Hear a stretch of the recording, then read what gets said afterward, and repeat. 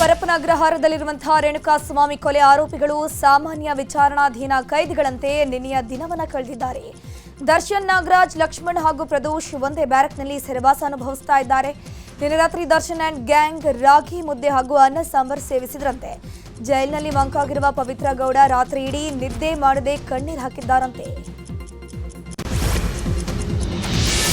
ರೇಣುಕಾಸ್ವಾಮಿ ಕೊಲೆ ಆರೋಪಿಗಳು ಪರಪ್ಪನ ಅಗ್ರಹಾರದಲ್ಲಿದ್ದಾರೆ. ಜೈಲಲ್ಲಿರುವ ದರ್ಶನ್ ಮತ್ತು ಟೀಮ್ಗೆ ಕುಟುಂಬದವರನ್ನ ಭೇಟಿಯಾಗುವ ಅವಕಾಶ ಇಲ್ಲ. ಇವತ್ತು ಮತ್ತು ನಾಳೆ ಹಾಗೂ ಭಾನುವಾರ ರಜೆ ಹಿನ್ನೆಲೆಯಲ್ಲಿ ಕುಟುಂಬಸ್ಥರಿಗೆ ಭೇಟಿಗೆ ಅವಕಾಶ ಇಲ್ಲ. ಸದ್ಯ ಪರಪ್ಪನ ಅಗ್ರಹಾರ ಕ್ವಾರಂಟೈನ್ ಸೆಲ್ನಲ್ಲಿ ದರ್ಶನ್ ಮತ್ತು ಟೀಮ್ ಇದೆ. ಪವಿತ್ರ ಗೌಡ ಮಾತ್ರ ಪ್ರಮುಖ ಜೈಲಿನ ಮಹಿಳಾ ಬ್ಯಾರಕ್ನಲ್ಲಿದ್ದಾಳೆ.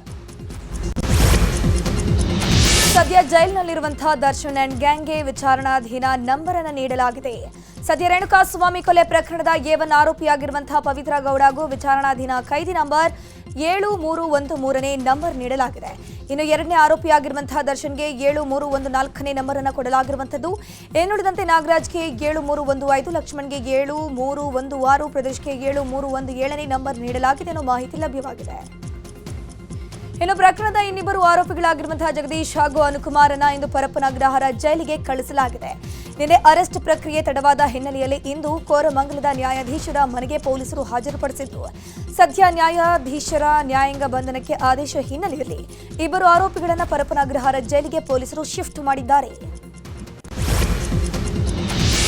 ನಟ ದರ್ಶನ್ ಆತುರದ ನಿರ್ಧಾರವೇ ಬೇಲ್ ಕ್ಯಾನ್ಸಲ್ ಆಗೋಕೆ ಕಾರಣ ಅಂತ ನಿವೃತ್ತ ಹಿರಿಯ ಪೊಲೀಸ್ ಅಧಿಕಾರಿ GN ಮೋಹನ್ ಅಭಿಪ್ರಾಯಪಟ್ಟಿದ್ದಾರೆ. ನ್ಯೂಸ್ 18 ಜೊತೆ ಮಾತನಾಡಿದ ಅವರು, ಹೈಕೋರ್ಟ್ ಮಾಡಿದ ತಪ್ಪುಗಳನ್ನು ಸುಪ್ರೀಂ ಕೋರ್ಟ್ ಎಳೆಯಾಗಿ ಬಿಚ್ಚಿಟ್ಟಿದೆ. ಸುಪ್ರೀಂ ನೀಡಿದ ತೀರ್ಪು ಸತ್ಯಕ್ಕೆ ಸಂದ ಜಯ. ನಟ ದರ್ಶನ್ಗೆ 10 ವರ್ಷ ಜೈಲು ಅಥವಾ ಜೀವಾವಧಿ ಶಿಕ್ಷೆ ಕೂಡ ಆಗಬಹುದು. ಆರೋಪಿಗಳು ಇನ್ನೂ 6 ತಿಂಗಳಿಂದ 1 ವರ್ಷದವರೆಗೆ ಜೈಲಲ್ಲೇ ಇರ್ತಾರೆ ಅಂತ ಹೇಳಿದ್ದಾರೆ. ದರ್ಶನ್ ಜೈಲು ವಿಚಾರದ ಬಗ್ಗೆ ಮೈಸೂರಿನಲ್ಲಿ ಸಂಸದ ಯದುವೀರ್ ಮಾತನಾಡಿದ್ದಾರೆ. ಕಾನೂನಿನ ಮುಂದೆ ಎಲ್ಲರೂ ಕೂಡ ಒಂದೇ. ಕಾನೂನಿಗೆ ಯಾರು ದೊಡ್ಡವರಲ್ಲ, ಚಿಕ್ಕವರು ಅಲ್ಲ. ಸುಪ್ರೀಂ ಕೋರ್ಟ್ ತೀರ್ಪನ್ನ ಎಲ್ಲರೂ ಒಪ್ಪಲೇಬೇಕು ಅಂತ ಹೇಳಿದ್ರು. ಇನ್ನು ಇದೇ ವಿಚಾರವಾಗಿ ಬಿಜೆಪಿ ಶಾಸಕ ಶ್ರೀವತ್ಸ ಮಹೇಶ್ ತೆಂಗಿನಕಾಯಿ ಕೂಡ ರಿಯಾಕ್ಷನ್ ಕೊಟ್ಟಿದ್ದಾರೆ.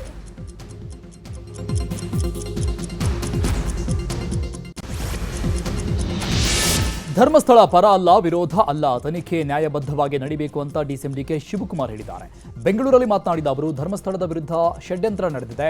ತನಿಖೆಯಿಂದ ಸತ್ಯ ಹೊರಬರಲಿದೆ. ಸತ್ಯವನ್ನ ನಾಡಿನ ಜನತೆಗೆ ಗೃಹ ಸಚಿವರು ತಿಳಿಸ್ತಾರೆ ಅಂತ ಹೇಳಿದರು.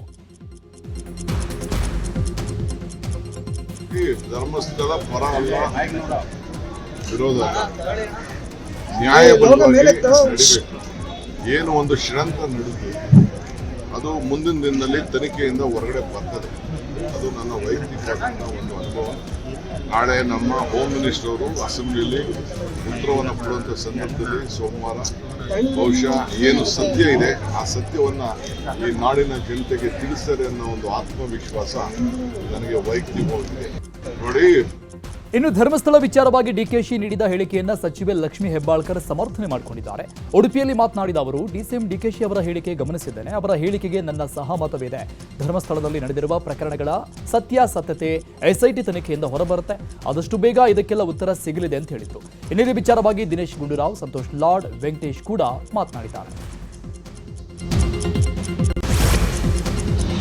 ಧರ್ಮಸ್ಥಳದ ವಿರುದ್ಧ ವ್ಯವಸ್ಥಿತ ಷಡ್ಯಂತ್ರ ನಡೀತಾ ಇದೆ. ಇದರಲ್ಲಿ ಪಾಕಿಸ್ತಾನದ ISI ಎಡಪಂಥೀಯರು, ನಕ್ಸಲರ ಕೈವಾಡ ಇದೆ ಅಂತ ಶಾಸಕ ಯತ್ನಾಳ್ ನೇರ ಆರೋಪವನ್ನ ಮಾಡಿದ್ದಾರೆ. ವಿಜಯಪುರದಲ್ಲಿ ಮಾತನಾಡಿರುವಂತಹ ಅವರು, ಅನಾಮಿಕಾ ಹೇಳಿದ್ದಂತೆ ಪೊಲೀಸರು ಕೇಳಿದ್ದು ಸಾಕು. ಪ್ರಕರಣವನ್ನ ಈ ಕೂಡಲೇ ಕೈಬಿಡಬೇಕು. ಧರ್ಮಸ್ಥಳದ ವಿರುದ್ಧ ಷಡ್ಯಂತ್ರ ಮಾಡಿರುವವರ ಬ್ರೈನ್ ಮ್ಯಾಪಿಂಗ್ ಮಾಡಿಸಬೇಕು ಅಂತ ಹೇಳಿದರು.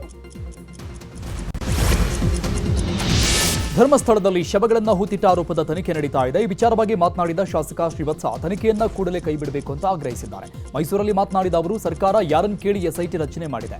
ರಾಜ್ಯ ಸರ್ಕಾರದ ಸಹಾನುಭೂತಿಯಿಂದ ಇಷ್ಟೆಲ್ಲ ನಡೀತಾ ಇದೆ. ಧರ್ಮಸ್ಥಳದ ಪರವಾಗಿ ನಾವಿದ್ದೇವೆ ಅಂತ ಶ್ರೀವತ್ಸ ಹೇಳಿದರು. ಇನ್ನಿದೇ ವಿಚಾರವಾಗಿ ಸಂಸದ ಯದುವೀರ್ ಕೂಡ ಪ್ರತಿಕ್ರಿಯಿಸಿದ್ದಾರೆ. ನಾಳೆ ಬೆಳಗ್ಗೆ 5:30 ಸುಮಾರಿಗೆ ಧರ್ಮಸ್ಥಳಕ್ಕೆ ಹೋಗ್ತಿದ್ದೀವಿ. ಸಂಜೆ ಮಂಜುನಾಥನ ದರ್ಶನ ಪಡೆದು ಸಂಕಲ್ಪ ಮಾಡ್ತೀವಿ ಅಂತ ಬಿಜೆಪಿಯ ಶಾಸಕ SR ವಿಶ್ವನಾಥ್ ಹೇಳಿರುವಂಥದ್ದು. ನಾಳೆ ಮಂಜುನಾಥನ ದರ್ಶನ ಪಡೆದು ತಪ್ಪು ಮಾಡಿದವರಿಗೆ ಶಿಕ್ಷೆ ಆಗಲಿ ಅಂತ ಸಂಕಲ್ಪವನ್ನ ಮಾಡ್ತೀವಿ. ನಾಡಿದ್ದು BY ವಿಜೇಂದ್ರ ಮತ್ತು ವಿಪಕ್ಷ ನಾಯಕ R ಅಶೋಕ್ ಜೊತೆ 35ಕ್ಕೂ ಹೆಚ್ಚು ಶಾಸಕರು ಮಂಜುನಾಥ ಸ್ವಾಮಿ ದರ್ಶನವನ್ನ ಪಡಿತೀವಿ. ಧರ್ಮಸ್ಥಳದ ವಿರುದ್ಧ ಅಪಪ್ರಚಾರವನ್ನ ಖಂಡಿಸಿ ಹೋರಾಟವನ್ನ ಮಾಡ್ತೀವಿ ಅಂತ ಹೇಳಿದ್ದಾರೆ. ಧರ್ಮಸ್ಥಳದ ಬಗ್ಗೆ ಏನು ಅಪಪ್ರಚಾರ ಮಾಡ್ತಾ ಇದ್ದಾರೆ ಅದನ್ನು ಖಂಡಿಸಿ ಧರ್ಮಸ್ಥಳದ ಜೊತೆಯಲ್ಲಿ ನಾವು ಅಂತೇಳಿ ಯಲಹಂಕ ವಿಧಾನಸಭಾ ಕ್ಷೇತ್ರದ ನಮ್ಮ ಮುಖಂಡರು ಮತ್ತು ಭಕ್ತರ ಒಂದು ಇಲ್ಲಿಂದ ಹೊರಟು ನಾವು ನೆಲಮಂಗಲ ಟೋಲಲ್ಲಿ ಅಲ್ಲಿ ಲೈನ್ ಅಪ್ ಮಾಡ್ತೀವಿ. ಎಲ್ಲ ಕೂಡ ಪ್ರತಿಯೊಂದು ವೆಹಿಕಲ್ಗೂ ಕೂಡ ನಂಬರ್ ಕೊಡ್ತಾ ಇದ್ದೀವಿ. 3 ಗಂಟೆಗೆ ಧರ್ಮಸ್ಥಳವನ್ನು ರೀಚ್ ಆಗ್ತೀವಿ. ಸಂಜೆ ನಾವೆಲ್ಲ ಕೂಡ ದೇವರ ದರ್ಶನವನ್ನು ಮಾಡಿ ಮಂಜುನಾಥ ಸ್ವಾಮಿಯ ಮುಂದ್ಗಡೆ ನಾವೆಲ್ಲ ಸಂಕಲ್ಪ ಮಾಡಬೇಕು ಅಂತ ಹೇಳಿದ್ದೀನಿ. ತಪ್ಪು ಮಾಡಿದವ್ರಿಗೆ ಶಿಕ್ಷೆ ಆಗಲಿ ಅಂತೇಳಿ ನಾವು ಮಂಜುನಾಥ ಸ್ವಾಮಿಯಲ್ಲೇ ಕೇಳ್ತೀವಿ. ಯಾಕಂದರೆ ತಪ್ಪು ಒಪ್ಪಿಸ್ಬೇಕು ಅಂತೇಳಿ ನಾವು ಹೋಗ್ತಾ ಇರ್ತಕ್ಕಂಥದ್ದು. ಅದಾದಮೇಲೆ ಸಮಯ ಬಂದಾಗ ಸಚಿವ ಸ್ಥಾನ ಪಡೆದುಕೊಳ್ಳುತ್ತೇನೆ ಅಂತ ಮಾಜಿ ಸಚಿವ ರಾಜಣ್ಣ ಹೇಳಿದ್ದಾರೆ. ತುಮಕೂರಲ್ಲಿ ಮಾತನಾಡಿದ ಅವರು, ದೆಹಲಿಯಲ್ಲಿ ನನ್ನ ವಿರುದ್ಧ 3 ರಿಂದ ಪಿತೂರಿ ಮಾಡಲಾಗಿದೆ. ನಮಗೆ ವ್ಯವಸ್ಥಿತವಾಗಿ ಮುಗಿಸಲು ಬರಲ್ಲ, ಆದರೆ ಆ ಸಮಯವನ್ನ ಜನರ ಕೆಲಸಕ್ಕೆ ಬಳಸ್ತೇವೆ. ಸಚಿವ ಸ್ಥಾನದಿಂದ ತೆಗೆಯುವುದು ಸಿಎಂಗೂ ಸಹ ಗೊತ್ತಿರಲಿಲ್ಲ. ಅವರು ಕೂಡ ಹೈಕಮಾಂಡ್ಗೆ ಕನ್ವಿನ್ಸ್ ಮಾಡಲು ಯತ್ನಿಸಿದ್ರು, ಆಗಲಿಲ್ಲ ಅಂತ ಹೇಳಿದ್ದಾರೆ. ಸಚಿವ ಸ್ಥಾನ ಸಮಯ ಬಂದಾಗ ತಗತ್ತಿದ್ದು ನಡೀಲಿ, ಅದಕ್ಕೆ ಯಾಕೆ ಏನೋ ಅನುಮಾನ ಇದೆಯಾ? ಕನ್ವಿನ್ಸ್ ಆಗ್ತಾರೆ ಅಂತ ನನಗೆ ವಿಶ್ವಾಸ ಇದೆ. ಯಾಕೆಂದರೆ ಅಲ್ಲೊಂದು ಜನಗಳು ಕೆಲವು ಡೆಲ್ಲಿನಲ್ಲಿ ವಿರುದ್ಧವಾಗಿ ವ್ಯವಸ್ಥಿತವಾಗಿ ಮಾಡೋರು ಇರಬಹುದೇನೋ ಅಂತ ಅನ್ಕೊತೀನಿ. ನಾವು ವ್ಯವಸ್ಥಿತವಾಗಿ ಯಾರನ್ನಾದರೂ ಮುಗಿಸ್ಬೇಕು ಅಂತಲೇ ನಮಗೇನು ವಿದ್ಯೆ ಬರೋಲ್ಲ ಅಂತಲ್ಲ, ನಮಗೂ ಬರ್ತದೆ. ಆದರೆ ನಾವು ರಾಜಣ್ಣ ವಜಾ ವಿಚಾರವಾಗಿ ಹುಬ್ಬಳ್ಳಿಯಲ್ಲಿ ಮಾತನಾಡಿರುವಂತಹ ಬಿಜೆಪಿ ಶಾಸಕ ಮಹೇಶ್ ತೆಂಗಿನಕಾಯಿ, ಕಾಂಗ್ರೆಸ್ನಲ್ಲಿ ಇದ್ದಿದ್ದನ್ನ ಇದ್ದ ಹಾಗೆ ಹೇಳುವಂತಿಲ್ಲ. ಸತ್ಯ ಹೇಳಿದ್ದಕ್ಕೆ ದಲಿತ ನಾಯಕನ ಕತೆ ಏನಾಯ್ತು ಅನ್ನೋದಕ್ಕೆ ರಾಜಣ್ಣ ಅವರೇ ಸಾಕ್ಷಿ. ರಾಜಣ್ಣ ಅವರನ್ನ ಸಂಪುಟದಿಂದ ವಜಾಗೊಳಿಸಿದೆ ಅಂತ ಹೇಳಿದ್ರು.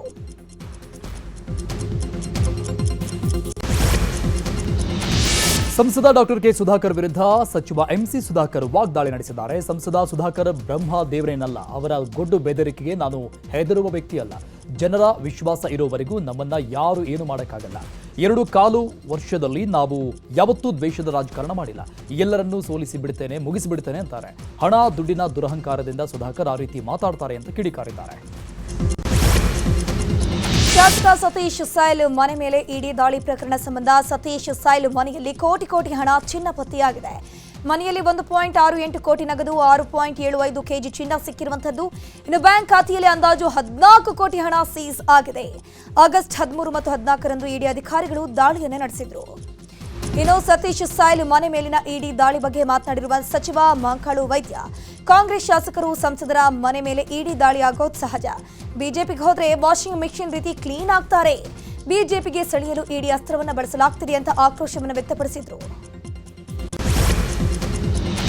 ಕೋಲಾರ ಉಸ್ತುವಾರಿ ಸಚಿವ ಭೈರತಿ ಸುರೇಶ್ ಎದುರೇ ಕಾಂಗ್ರೆಸ್ನ 2 ಬಣದವರು ಕಿತ್ತಾಡಿಕೊಂಡಿದ್ದಾರೆ. ಕೆಎಚ್ ಮುನಿಯಪ್ಪ ಹಾಗೂ ರಮೇಶ್ ಕುಮಾರ್ ಬಣದ ಮುಖಂಡರ ಮಧ್ಯೆ ಗಲಾಟೆಯಾಗಿದ್ದು, ನೂತನ ಫುಡ್ ಕೋರ್ಟ್ ಉದ್ಘಾಟನೆ ಮಾಡ್ತಾ ಇದ್ದಂಗೆ 2 ಬಣಗಳ ಮಧ್ಯೆ ಗಲಾಟೆ ಆಗಿದೆ. ಇದು ಬೆಂಗಳೂರು ಪೂರ್ವ ಡಿಸಿಪಿ ದೇವರಾಜ್ ಮಾಡಿಸಿರುವ ಫುಡ್ ಕೋರ್ಟ್. ಇದನ್ನ ನಗರಸಭೆಯಿಂದ ಹೇಗೆ ಉದ್ಘಾಟನೆ ಮಾಡಿಸ್ತೀರಾ ಅಂತ ಮುನಿಯಪ್ಪ ಬಣದವರು ಪ್ರಶ್ನೆ ಮಾಡಿದ್ದಾರೆ. ಇದಕ್ಕೆ ರಮೇಶ್ ಕುಮಾರ್ ಬಣದವರು ಇದು CSR ಹಣದಿಂದ ಮಾಡಿರುವ ಫುಡ್ ಕೋರ್ಟ್ ಅಂತ ಹೇಳಿದ್ರು. ಇದೇ ವಿಚಾರಕ್ಕೆ ಸಚಿವರ ಎದುರೇ ಜಗಳ ಆಗಿದೆ. ಚುನಾವಣಾ ಆಯೋಗದ ಮೇಲೆ ಮತಗಳ್ಳತನ ಆರೋಪದ ಬಗ್ಗೆ ಸಚಿವ ಸಂತೋಷ್ ಲಾಡ್ ಮಾತನಾಡಿದ್ದಾರೆ. ಧಾರವಾಡದಲ್ಲಿ ಮಾತನಾಡಿದ ಸಚಿವ ಸಂತೋಷ್ ಲಾಡ್, ಮತಗಳ್ಳತನದ ವಿಚಾರ ಸುಪ್ರೀಂ ಕೋರ್ಟ್ ವರೆಗೂ ಹೋಗಿದೆ. ಬಿಹಾರದಲ್ಲಿ 65 ಲಕ್ಷ ಮತಗಳನ್ನ SIR ಮುಖಾಂತರ ಡಿಲೀಟ್ ಮಾಡಿದ್ದಾರೆ. ನಮ್ಮ ಕಾಲದಲ್ಲಿ 25 ದಿನಗಳಲ್ಲಿ ಚುನಾವಣೆ ಮುಗಿಸ್ತಾ ಇದ್ವು. ಇವರ ಕಾಲದಲ್ಲಿ 90 ದಿನಗಳವರೆಗೆ ಚುನಾವಣೆ ನಡೀತಾ ಇದೆ ಅಂತ ಕಿಡಿಕಾರಿದರು. ರಾಜ್ಯದಲ್ಲಿ ದ್ವಿಭಾಷಾ ನೀತಿಗೆ ಒತ್ತಾಯಿಸಿ ಕರ್ನಾಟಕ ರಕ್ಷಣಾ ವೇದಿಕೆ ರಾಜ್ಯಾಧ್ಯಕ್ಷ ಟಿ.ಎ. ನಾರಾಯಣಗೌಡ ನೇತೃತ್ವದಲ್ಲಿ ಬೆಂಗಳೂರಿನ ಫ್ರೀಡಂ ಪಾರ್ಕ್ನಲ್ಲಿ ಅಹೋರಾತ್ರಿ ಧರಣಿ ಹೋರಾಟ ಮಾಡ್ತಿದ್ದಾರೆ. ಕರ್ನಾಟಕದಲ್ಲಿ ಕನ್ನಡಿಗನೇ ಸಾರ್ವಭೌಮ, ಹಿಂದಿ ನಮಗೆ ಬೇಡವಾದ ಭಾಷೆ ಅಂತ ಇಂದು ಕೂಡ ಧರಣಿಯನ್ನು ಮುಂದುವರೆಸಲಿದ್ದಾರೆ. ಚರ್ಮರೋಗ ಚಿಕಿತ್ಸೆ ನೀಡುತ್ತಾ ಇದ್ದ ಬೆಳಗಾವಿಯ 30 ಬ್ಯೂಟಿ ಪಾರ್ಲರ್ಗಳ ಮೇಲೆ ಆರೋಗ್ಯ ಇಲಾಖೆ ದಿಢೀರ್ ದಾಳಿ ನಡೆಸಿದ ಡಿಸಿ ಮೊಹಮ್ಮದ್ ರೋಷನ್ ನಿರ್ದೇಶನದ ಮೇರೆಗೆ ದಾಳಿ ನಡೆಸಲಾಗಿದ್ದು 10 ಬ್ಯೂಟಿ ಪಾರ್ಲರ್ ಸೀಸ್ ಮಾಡಲಾಗಿದೆ. ಹಣದ ಅವಶ್ಯಕತೆಗಾಗಿ ಹೆಣ್ಣು ಮಗುವನ್ನ 2.5 ಲಕ್ಷ ಹಣಕ್ಕೆ ಮಾರಾಟ ಮಾಡಿ ಬಳಿಕ ಹಣ ಖರ್ಚಾದ ಮೇಲೆ ಮಗು ವಾಪಸ್ ಬೇಕು ಅಂತ ಪೊಲೀಸ್ ಠಾಣೆಗೆ ದೂರು ನೀಡಿರುವ ಘಟನೆ ಬೆಂಗಳೂರಿನ ಡಿಜಿ ಹಳ್ಳಿಯಲ್ಲಿ ನಡೆದಿದೆ. ನಜೀಂ ಬೇಗಂ ಅನ್ನೋರು ದೂರು ನೀಡಿರುವ ಮಹಿಳೆಯಾಗಿದ್ದಾರೆ. ಮಗುವಿಗೆ ಜನ್ಮ ನೀಡಿ ಆಸ್ಪತ್ರೆಯಲ್ಲಿ ಮಗು ಬಿಟ್ಟು ತಾಯಿ ಪರಾರಿಯಾಗಿರುವ ಘಟನೆ ಚಿತ್ರದುರ್ಗ ಜಿಲ್ಲಾಸ್ಪತ್ರೆಯಲ್ಲಿ ನಡೆದಿದೆ. ನಾಯಕನಹಟ್ಟಿ ಪಟ್ಟಣದ ನಾಗಬೇಣಿ ಮಗು ಬಿಟ್ಟು ಹೋದ ತಾಯಿಯಾಗಿದ್ದು ನಿನ್ನೆ ಆಸ್ಪತ್ರೆಗೆ ಬರುವಾಗಲೇ ಆಂಬ್ಯುಲೆನ್ಸ್ನಲ್ಲಿ ಹೆರಿಗೆ ಆಗಿದೆ. ಅಪ್ರಾಪ್ತ ವಯಸ್ಸಿನ ಹೆಣ್ಣು ಮಕ್ಕಳನ್ನ ಬಳಸಿಕೊಂಡು ವೇಶ್ಯಾವಟಿಕೆ ಆರೋಪ ಹಿನ್ನೆಲೆ ಲಾಡ್ಜ್ಗೆ ಗ್ಯಾಂಗ್ ಒಂದು ನುಗ್ಗಿ ನೈತಿಕ ಪೊಲೀಸ್ಗಿರಿ ನಡೆಸಿ ಗಲಾಟೆ ಮಾಡಿರುವ ಘಟನೆ ಬೆಳಗಾವಿಯಲ್ಲಿ ನಡೆದಿದೆ. ಎರಡು ಹುಲಿಗಳ ನಡುವೆ ಕಾದಾಟವಾಗಿ ಒಂದು ಹುಲಿಗೆ ಗಂಭೀರ ಗಾಯ ಆಗಿರುವ ಘಟನೆ ಚಾಮರಾಜನಗರದ ಬಂಡೀಪುರದ ಕುಂದಕೆರೆ ಅರಣ್ಯದಂಚಿನಲ್ಲಿ ನಡೆದಿದೆ. ಎರಡು ಹುಲಿಗಳು ಕಾದಾಟ ನಡೆಸ್ತಾ ರೈತನ ಜಮೀನಿಗೆ ಬಂದಿದ್ದು ಒಂದು ಹುಲಿ ನಿತ್ರಾಣಗೊಂಡು ಜಮೀನಿನಲ್ಲಿ ಬಿದ್ದಿದೆ. ಸ್ವಾತಂತ್ರ್ಯೋತ್ಸವದ ಹಿನ್ನೆಲೆ ಹುಬ್ಬಳ್ಳಿಯಲ್ಲಿ ಬೃಹತ್ ತಿರಂಗ ಯಾತ್ರೆ ಮಾಡಲಾಯಿತು. ಆರ್ಯ ವೈಶ್ಯ ಸಮಾಜ ಮತ್ತು ವೀರಶೈವ ಲಿಂಗಾಯತ ಸ್ಪೋರ್ಟ್ ಫೌಂಡೇಶನ್ ವತಿಯಿಂದ ಕಾರ್ಯಕ್ರಮ ಹಮ್ಮಿಕೊಳ್ಳಲಾಗಿದ್ದು 3000 ಮಠದ ಗುರುಸಿದ್ದ ರಾಜಯೋಗೇಂದ್ರ ಸ್ವಾಮೀಜಿ ಕಾರ್ಯಕ್ರಮಕ್ಕೆ ಚಾಲನೆ ನೀಡಿದರು.